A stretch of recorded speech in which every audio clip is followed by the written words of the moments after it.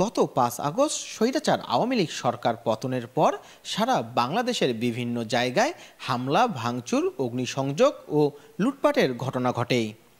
এরই আলোকে লালমনিরহাটের হাতীবান্ধা উপজেলায় বিভিন্ন ঘরবাড়ি ও দোকানপাট ভাঙচুর করা হয়। তবে লালমনির চিত্রের হাতে এসেছে একটি সিসিটিভির ফুটেজ।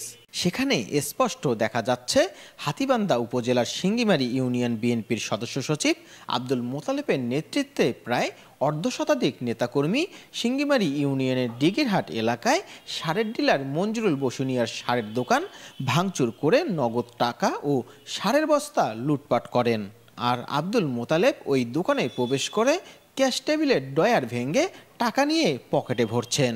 এই ঘটনাটি জানাজানি হলে জেলা বিএনপির পক্ষ থেকে দলীয় শৃঙ্খলা পরিপন্থী কর্মকাণ্ডে জড়িত থাকায় মোতালেব হোসেনকে দল থেকে অব্যাহতি দেওয়া হয়েছে। আমি সিঙ্গিমারী ইউনিয়নের বিএডিসি সার ডিলার এবং আমার দোকান হলো দিঘিরহাটে। গত ৫ তারিখে সরকার পতনের পর ৫টা থেকে ৬টার মধ্যে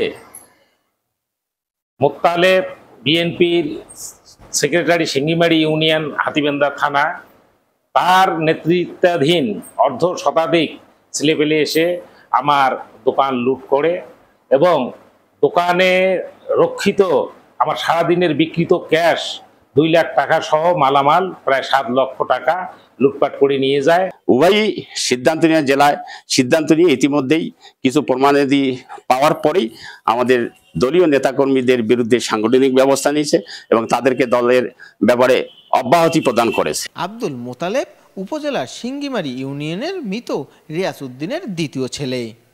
ডেস্ক নিউজ, লালমনির চিত্র।